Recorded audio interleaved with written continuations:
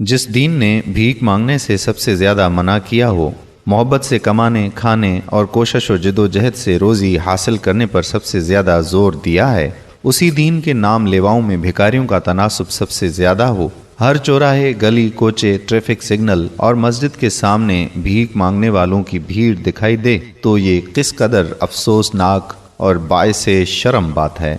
आप तमाम सामाईन को खुशामदीद कहते हैं और आज की वीडियो में हम आपको बताएंगे कि अगर आप भी प्रोफेशनल भिखारियों और मानने वालों को भीख देते हैं तो रसूल अकरम सल्लल्लाहु अलैहि वसल्लम का तर्ज़े अमल क्या था और हुजूर सल्लल्लाहु अलैहि वसल्लम का इस बारे में फरमान क्या है। तो ज़रा गौर से इस वीडियो को आखिर तक देखिए।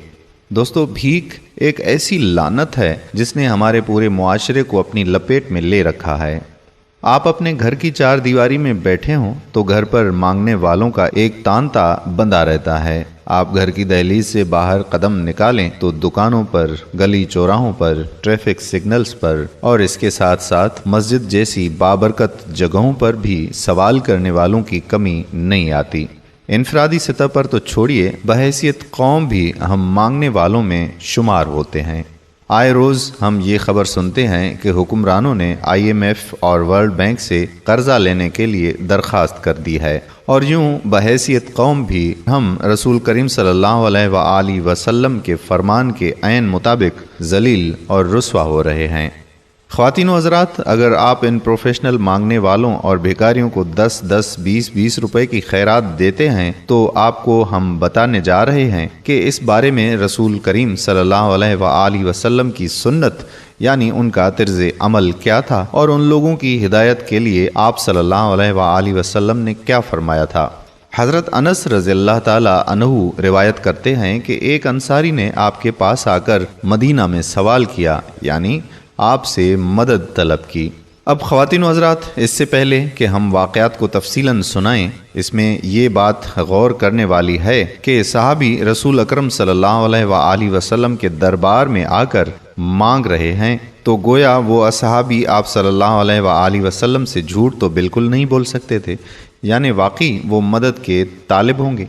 मगर आप सल्लल्लाहु अलैहि वसल्लम ने उससे पूछा कि तुम्हारे घर में कोई चीज़ है? वो कहने लगा कि हाँ, एक टाट और एक प्याला है। आप सल्लल्लाहु अलैहि वसल्लम ने फरमाया कि ये दोनों चीज़ें मेरे पास ले आओ। वो सहाबी अपने घर वापस गया और उन दोनों चीज़ों को उठाकर आपकी खिदमत में ले आए। आपने उनको हाथ में लेकर फरमाया कि कौन इन दोनों चीज़ों को खरीदना चाहता है। एक आदमी ने कहा कि मैं 1 दरहम में इसे खरीदता हूँ। आप सल्लल्लाहु अलैहि वसल्लम ने फरमाया कि 1 दरहम से ज़्यादा कौन देता है, और आपने ये बात 2-3 बार दोहराई तो एक आदमी कहने लगा कि मैं इन चीज़ों को 2 दरहम में खरीदता हूँ।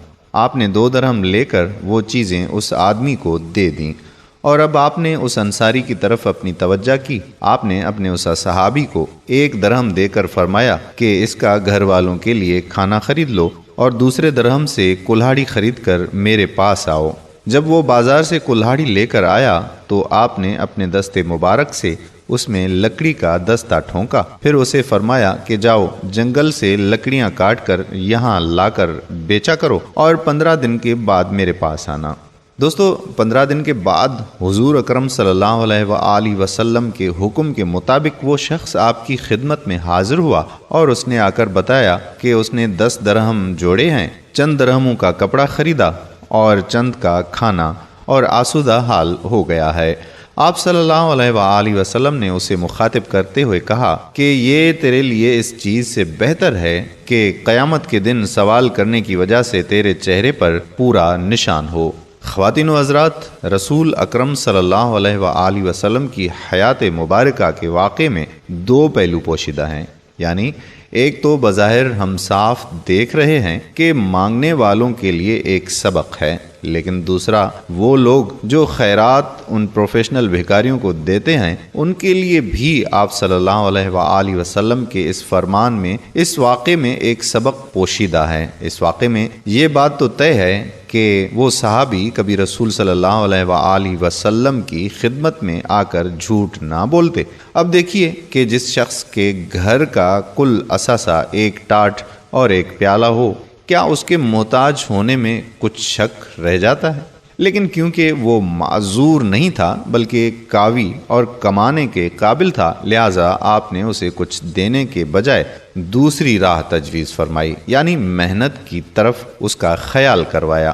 پھر اسے عزت نفس کا سبق دے کر کسب حلال اور محنت کی عظمت اور اہمیت بتلائی، جس سے وہ چند دنوں میں آسودہ حال ہو گیا۔ یہ تھا ہمارے پیارے آقا کا انداز۔ یہاں پر اس بات کی وضاحت کرنا نہایت ضروری ہے کہ ایسا ہرگز نہیں کہ ہمارے پیارے آقا حضور صلی اللہ علیہ وآلہ وسلم نے مصیبت زدہ شخص کے مانگنے پر مکمل پابندی لگائی ہے۔ صحیح مسلم میں آپ سے ایک حدیث روایت کی گئی ہے، اس میں آپ صلی اللہ علیہ وآلہ وسلم نے فرمایا کہ 3 لوگوں کے علاوہ کسی کو سوال کرنا جائز نہیں ہے۔ ایک وہ جو کسی چیز کا ضامن ہو اور اس پر ضمانت پڑ جائے جس کا وہ اہل نہ ہو، وہ اپنی ضمانت کی حد تک مانگ سکتا ہے اور پھر رک جائے۔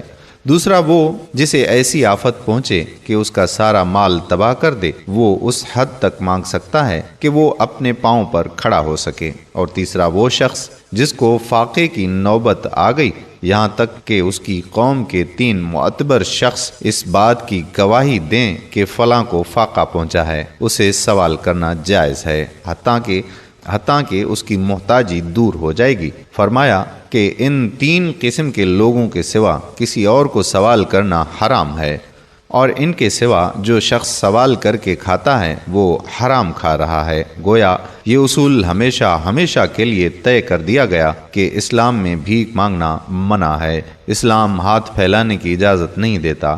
اسلام میں محنت مزدوری کر کے کمانے اور کھانے پر زور دیا جاتا ہے۔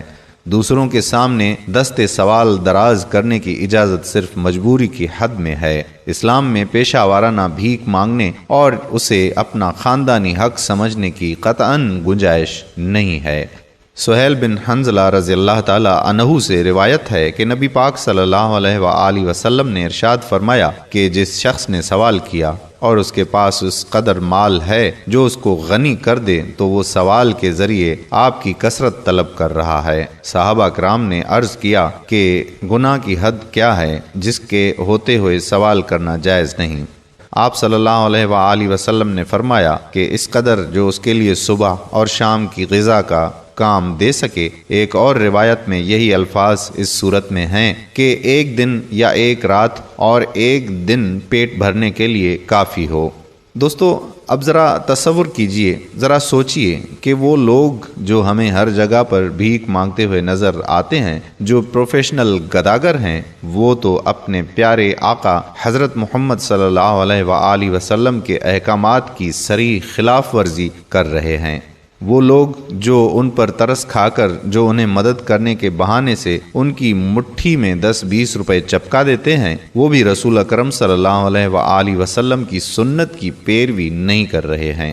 ہم نے آپ کے ساتھ یہ واقعہ شیئر کیا اور آپ کو ان کا طرز عمل بتا دیا کہ جب ایک صحابی ان سے مدد طلب کرنے آئے تو آپ نے اسے محنت کی راہ دکھائی، یعنی اس کی اس طرح مدد فرمائی کہ وہ حلال رزق کمانے کی طرف جائے، نہ کہ بھیک مانگنے کی طرف۔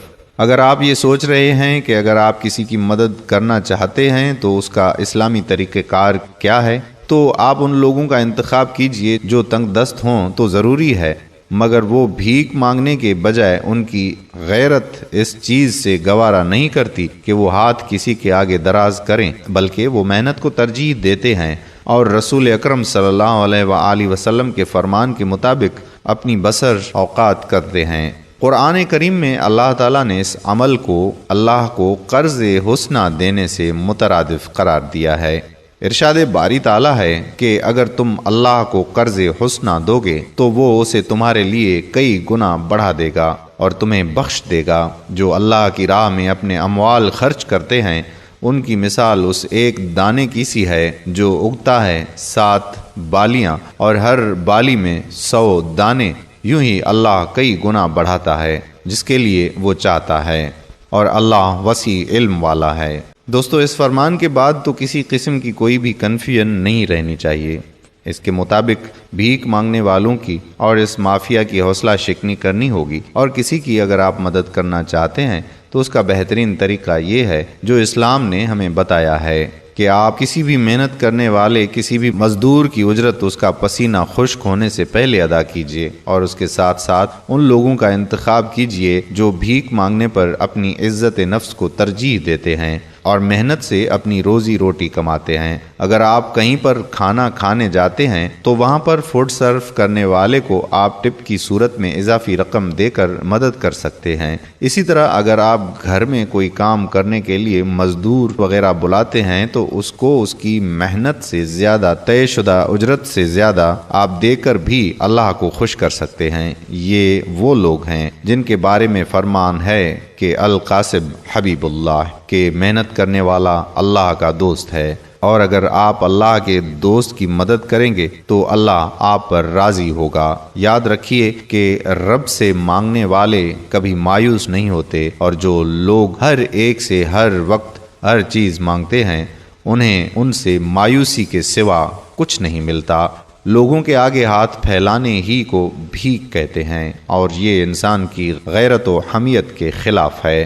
اس سے خودداری ختم اور شرم و حیا جاتی رہتی ہے۔ نبی کریم صلی اللہ علیہ وآلہ وسلم کا فرمان ہے کہ اوپر والا ہاتھ نیچے والے ہاتھ سے بہتر ہے، اور اوپر کا ہاتھ خرچ کرنے والا ہے اور نچلا ہاتھ مانگنے والا ہے۔ ہم امید کرتے ہیں کہ آپ کو یہ نقطہ سمجھ میں آ گیا ہوگا، اور آپ آئندہ ان پروفیشنل بھکاریوں کی حوصلہ شکنی کریں گے اور اس مافیا کو فرمان رسول صلی اللہ علیہ وآلہ وسلم کے مطابق ختم کرنے میں اپنا بھرپور کردار ضرور ادا کریں گے۔ امید کرتا ہوں کہ ہماری آج کی یہ ویڈیو آپ کو ضرور پسند آئی ہوگی، اور اس کو صدقہ جاریہ کے طور پر اپنے دوست و احباب کے ساتھ ضرور شیئر کریں گے۔ اگر آپ نے ابھی تک ہمارا پیج پیارا اسلام لائک نہیں کیا تو ابھی سے لائک کر کے فالو کر دیجئے، اور ساتھ ساتھ ہمارے یوٹیوب چینل پیارا اسلام کو بھی سبسکرائب کر دیجئے، تاکہ ہم ایسی مزید معلوماتی اور دلچسپ ویڈیوز آپ تک پہنچاتے رہیں۔ جزاک اللہ خیرہ۔ السلام علیکم ورحمۃ اللہ وبرکاتہ۔